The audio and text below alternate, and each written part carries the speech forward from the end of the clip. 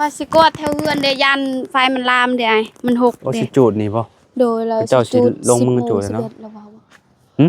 เราว่าสิจูด11 โมงหรือว่า10 โมงประมาณนั้นมื้อนี้โดยอ๋อโอ้แสดงว่าสมมุติว่าจูดนี่มันลามมากๆเฮาปิดได้นี่เนาะโดยมันลามเดยันแบบว่าไฟมันขึ้นแล้วมันแห้งเนาะมนั่นแหละน้องกวดมันว่าสิกวดมันเด้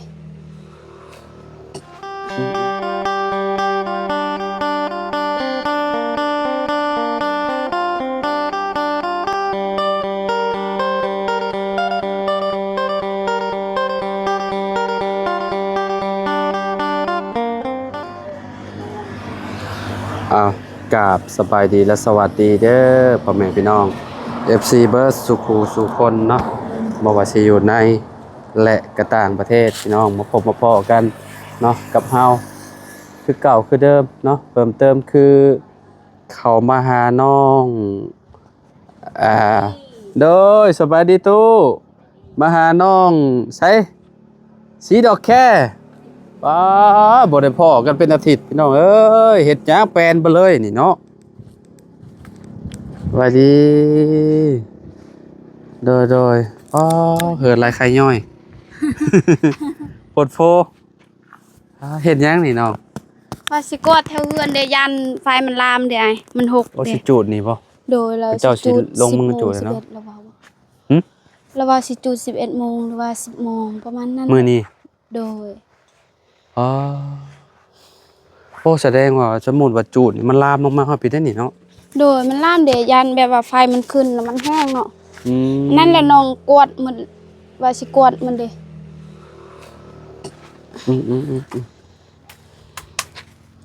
ยันแบบว่ามันนั่นเนาะโดยมันลามจากห่วยขึ้นมาพี่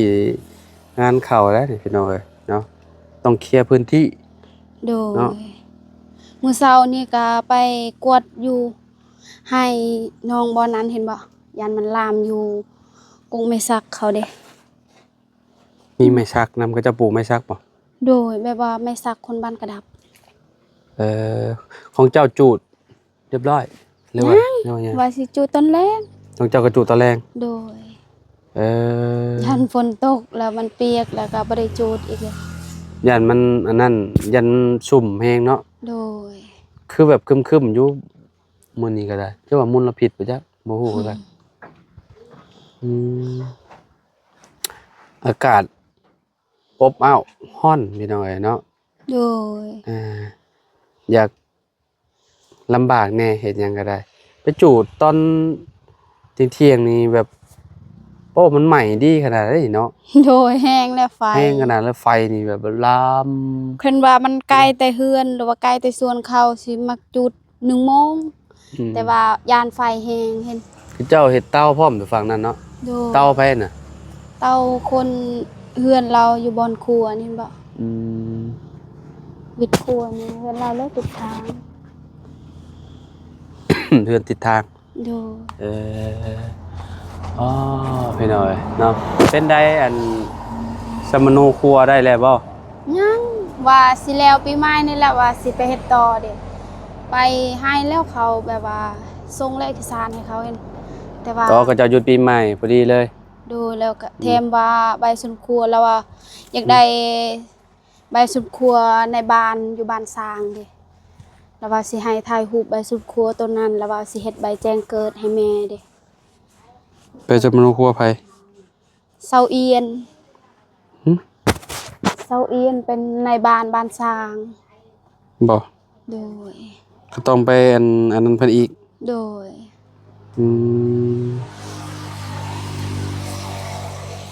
ประมาณวันจันทร์มาแล้วเนาะเริ่มใหม่เนาะโดยก็ต้องช่วงนี้ก็ยังอยู่ในเทศกาล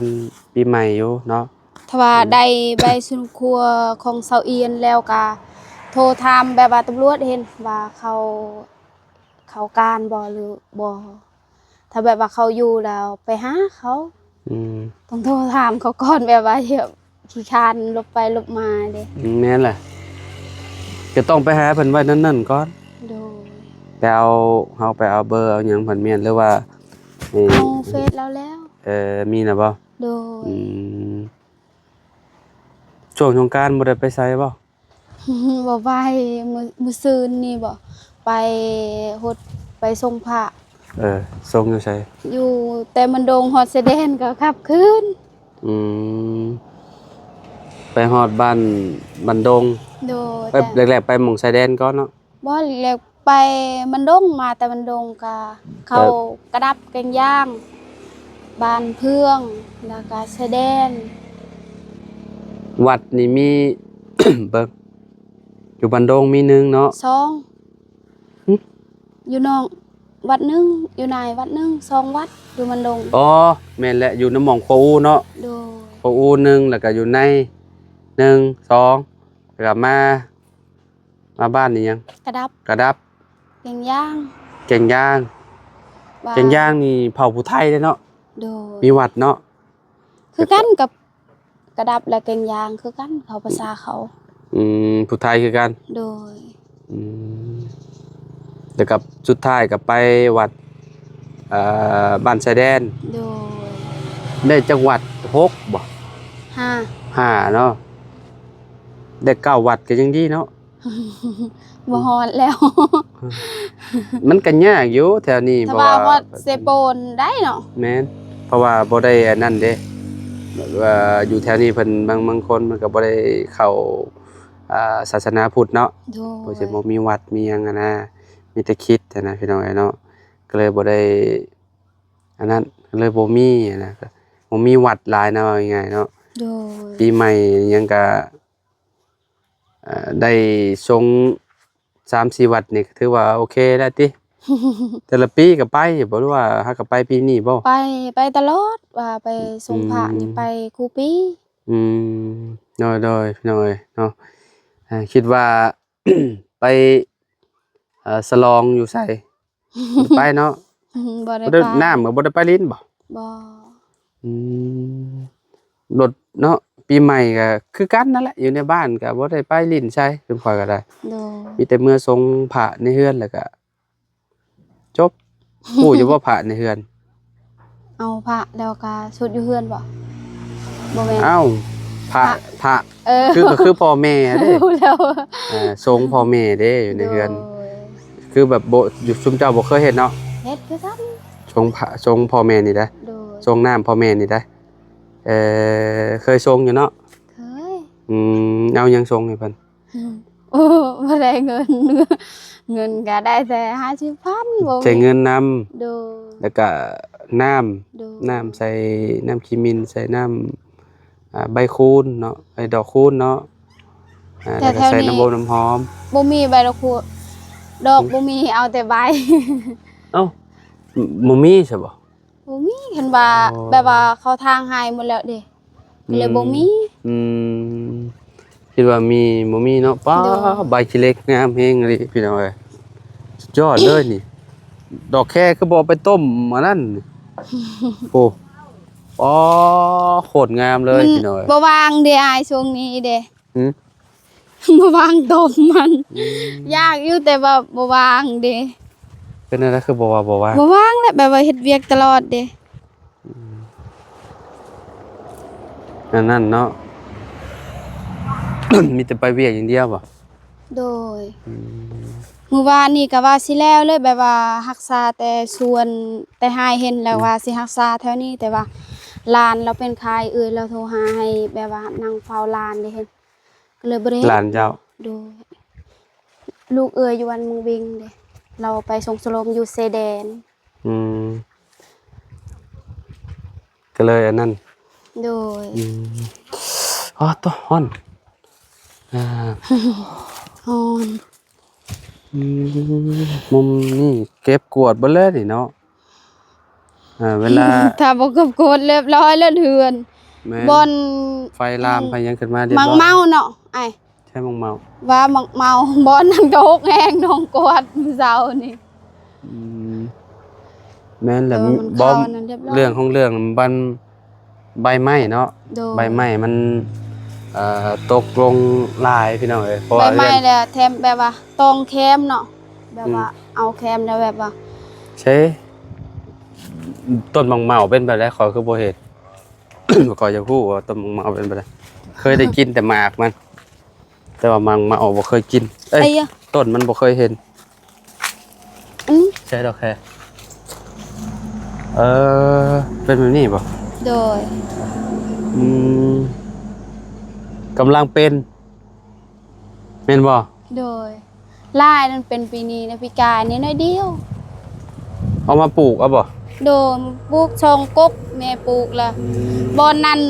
ลูกแม่จริงๆอะแบบว่า อืม มันเวลามันเห็นแบบว่ามันออกลายเห็นเราเด็ดเอาเราก็ตอนนั้นแล้ว แม่ก็ แม่นบ่เรา ตัด กำลังเฮ็ดบ่ฮะบ่าวมีบ่เฮ็ดน่ะ โดย ให้บ่าวมีพี่น้อยเนาะโอ้มะเขือนี่น่ะเอา ใส่ตำมะฮุ่ง อันนี้ กัน ตัดแบบนี้มันสิออกลายกก ใส่ เห็น ตำมะฮุ่งกันได้นี่เขือคนนี่ เห็นบ่แบบว่าตัดแล้วก็ออกลายนะ ต้องกวดให้มันทันเนาะ โดย บ่ทันนี่ไฟใหม่ไปเลยได้นี่ฮาตะเริ่มฮ้อนแล้วบานก็เห็นมังชิดาสุกเลยหลายหน่วยเลย เอาเป็นนายนะบัดนี้พี่น้องเอ้ยอยู่ดีๆก็ลบมาบึ้นๆบัดเนาะ โดย ตะ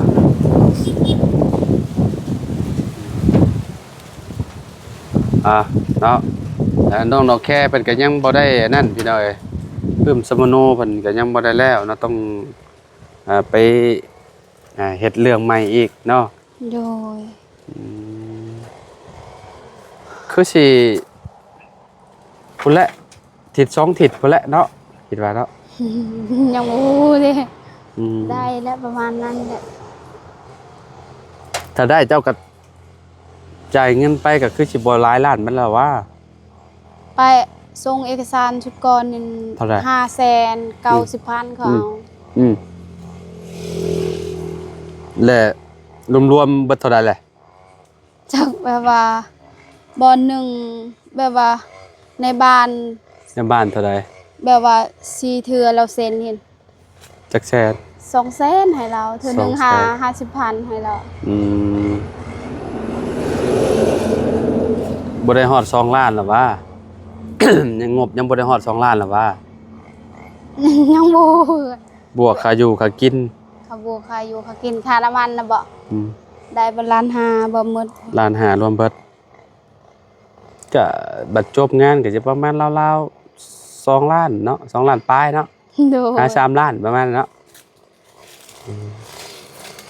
โอ้บ่มีพี่น้องเอ้ยป๊าตอโอ้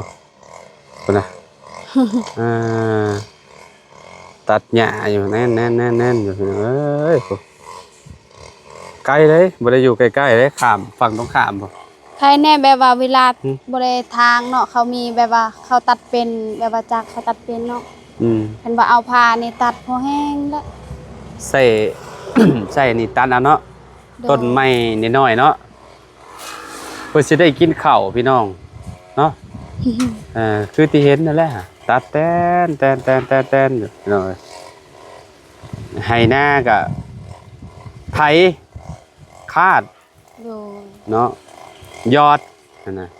อันนี้แหละเห็ดหนักกว่าเนาะหนักกว่าหน้าเนาะ โดยหน้าก้อน เพราะว่ามันบ่ได้อยู่ในน้ำเด้ โดย อันนี้มันอยู่เทิงบกเนาะจากเฮาสิจูดอันนี้อีกโอ้ยสารพัดเลยพี่น้องหลายๆอย่างมันรถอันนั้นเมียเพิ่นก็ไปคือกันเนาะ โดย อันนี้ แบบว่าผู้หนึงตัดผู้หนึงกวาดเด้ แนมไปก็เฮ็ดเมียเพิ่นอยู่โอ้บ่ได้ข้ามไปหาเพิ่นเนาะไปทางใดนี่ ไปทางพุ่นเข้าไปทางพุ่นแล้วก็เลี้ยวไปนี่ บุลงไปนี่บ่ได้บ่ ทางพุ่นเขา ทางห้วยนั่นก็ขึ้นอันนี้ก็ได้ ปอโตโอ้เมียเพิ่นก็ซอยเพิ่นอยู่พุ่นพ่อเพิ่นจังว่าว่าบ่ได้อยู่บ่ได้เช่าเมียเพิ่นว่าทางบ่มีทางให้พี่น้องเอ้ยเนาะ โดย น้องสิจูดยามแลงบ่ของเจ้าอะ โดย3โมงน้องว่าสิจูด อืม ให้น้อง คุมไหวอยู่บ่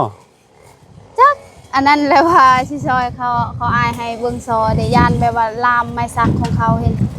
แบบว่าถ้า อ้ายไผอ้ายเจ้า อาจารย์วางบ่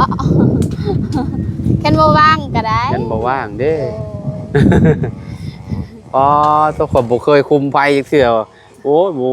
ยันมัน บ่มันกว้างอยู่แล้ว แต่ว่ายันแบบว่าไฟมันบินเด้เห็นน้องก็กว้างแล้วน้องกับแม่แบบว่า มันเป็นทางคนแล้วเด้เขาฟอดเอาแล้วแบบว่าใบไม้มันตกแล้วก็กด มันสิบินบ่ มีแต่กด ยันมันบินบ่ โดยแบบว่าไฟ ไฟบินแต่ว่ามันขามเด้มันมีสมมุติว่าบ่มีอันอ่าพวกใบไม้ใบหญ้าอยู่มุมนี้มันก็สิเต้นไปอยู่มุมอื่นเนาะ โดย ไปน้ำลมนะว่ายังไงเนาะ ถ้าว่าลมแห้งนี่มันก็แห้งไฟ อืมวุ่นเลยได้เนาะ โดย กินข้าวกินน้ำเลย กินแล้ว ได้ยังกิน กินผักคะ หึ ผักคะคุ กินปะ ฉัว่า กินลวกผักคะบ่ ลวก เออ ลวกบ่แบบว่าแกง อืม แกงผักคะ อืมอ๋อจะมุงได้ฝันเลยเนาะ โดย ถ้าเป็นอะไรโอ้เงี้ยเนี่ย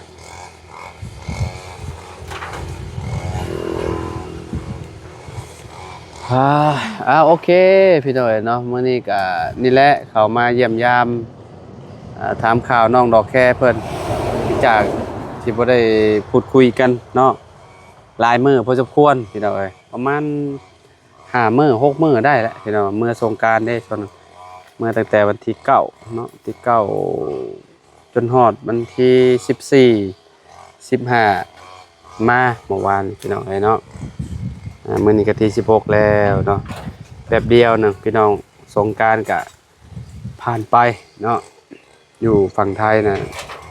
เพิ่นลิ้นมื้อวานนี่มื้อน่าสิมื้อสุดท้ายแหละ ประมาณ เดี๋ยวนี้เขายังเล่นเนาะ อยู่บ้านเฮาบางบ่อนก็ลิ้นแหละพี่น้องเนาะ โอเคจะไปปะแล้วเด้อดอกแค่เด้อ โดยสบายดีปีใหม่เด้อให้